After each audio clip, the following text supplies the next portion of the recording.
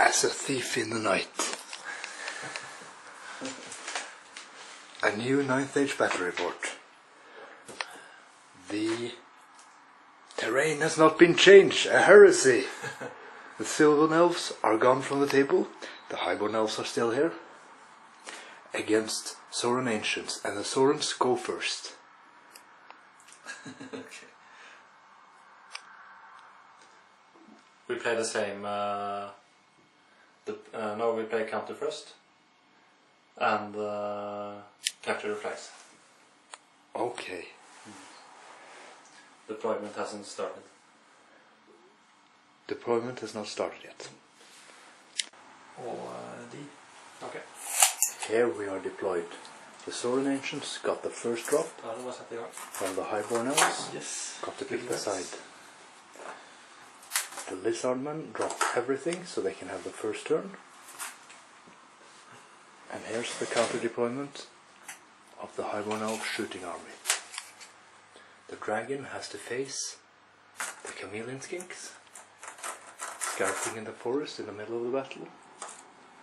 Will they have to be a target of the shooting for the highborne elves to survive with the mighty dragon? Vil du påvirke de -8? Ja. Perfect. Totemic summon from the Sauran ancients is dispelled, with all dispel dice from the highborne elves. Chilling howl on the bolt thrower, affecting the queen's guards as well. A terrible portent for the shooting phase of the highborne elves. Man said the dragon and stomped on a wasp as a swarm of insects tried to attack it. No wounds got through on the dragon. The dragon is soaking up the damage. The chameleons do 1 wound to it. Highborne elves turn 1. Strategic shuffling around. The highborne elf spearmen are facing up to the cold one riders. So it will be hard for them to get the flank, the cold one riders. Family. A good magic face for the highborne elves. Da fikk jeg altered sight på de.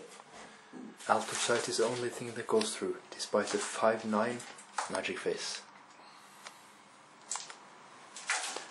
That was due to the first spell, with 3 dice not being able to cast a 2d6 fireball.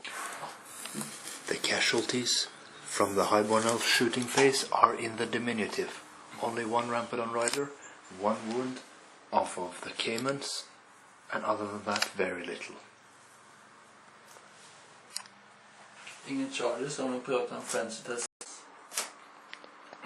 In turn 2, the lizardmen move up again. They're accepting no quarters. Mine line guards var styrken hvis eller 6. Holdeformasjon.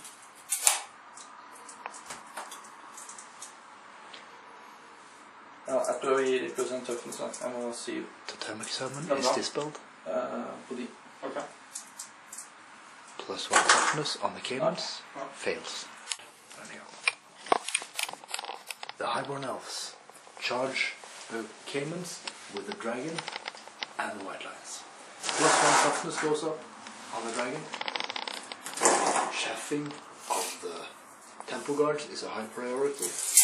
And the sea guards actually charge the Rampadon riders. Den skyter på den. Ja. Innenfor frame. 4 caimans die. 3 white lions die after 4 caimans have died. It's a crucial battle for both sides. And 2 more white lions fall from the caiman hero. The stumps are what can save the caimans now. 3 wounds from some, so that's 8 in total. It's pretty even actually. The caimans stand on a leadership of 5. They roll 4. Fantastic courage from the Cayman Ancient and the Caymans. They needed the reroll. On the turn 3 of the Sauran Ancients. Let's get some perspective on this. There are tons of ranks of Saurus warriors and temple guards. They charged the light cab of the highborne elves and kill them outright. No wounds in return. A totemic summon appears and blows away one Queen's Guard with a bite attack. Other than That's that, all I know. Okay. The dragon. Yeah. the dragon and the white lions kill the last Croxigors, Caimans, and it's their turn next. So they have the initiative. Turn 3 for the highborne elves. Så er nå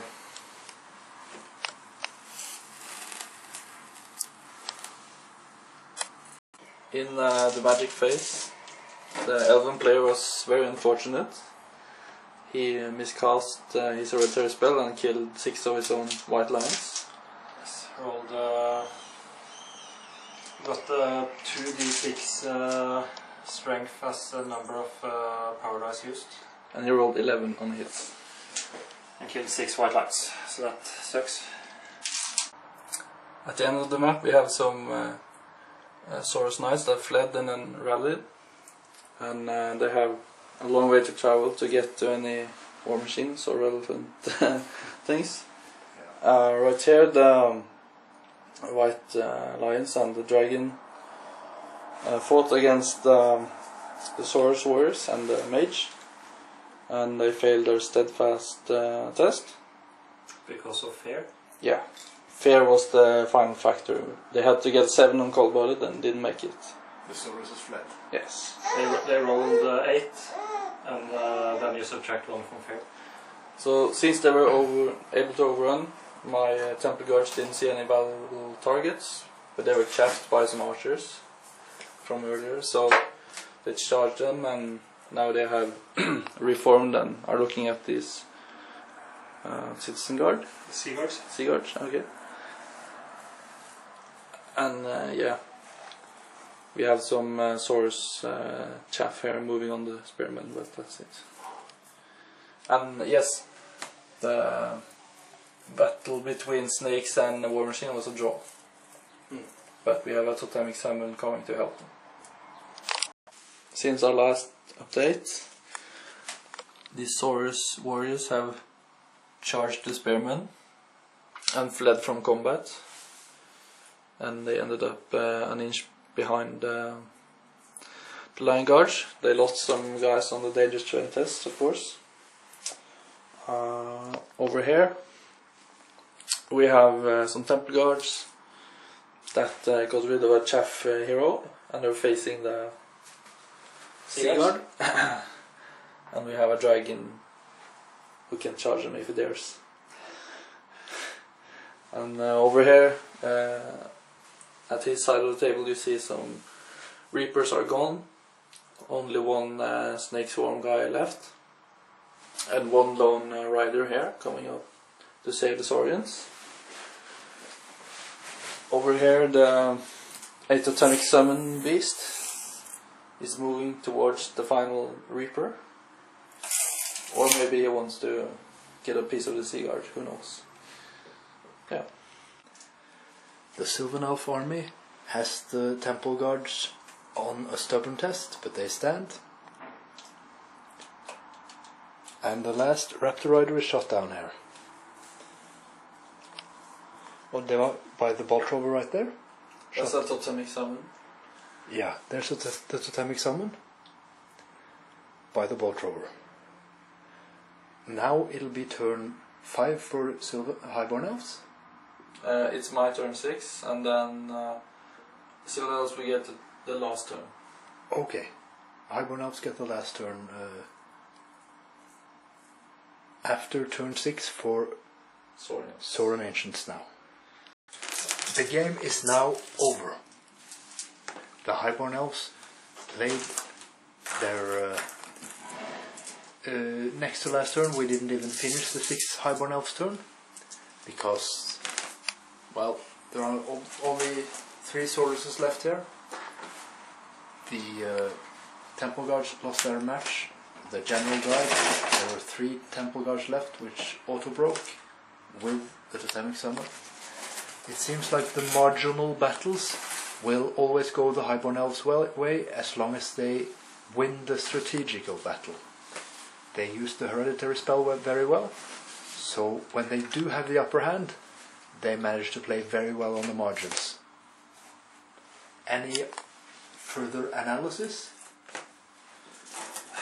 It was the battle in the middle that was kind of 50-50. So when the Sauruses broke on leadership 7, that kind of put the game in my favor. But if they had passed their leadership 7 test, then the game would have been completely different. So it's a game of dice. It was around turn 3, is that right? Yeah, something like that.